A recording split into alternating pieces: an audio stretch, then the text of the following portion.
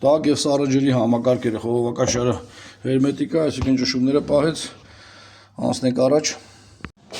Պատվիրատուն համոզված էր, որ ամեն դեպքում սալիկի հերմետիկությունն է, այսինքն ուսումնասիրություններ էր արել այստեղ մի քրոնիկացած խնդիր է ամիսների, բայց սալիկի հերմետիկությունը չէր, այսինքն ներկառուցող զուգարանի մեջ մեր արտահոսքը սա է, այստեղից է սա կաթվում է։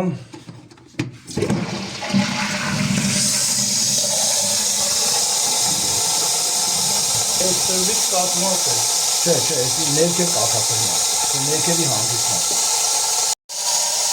Այլ ավելի մոտիկից։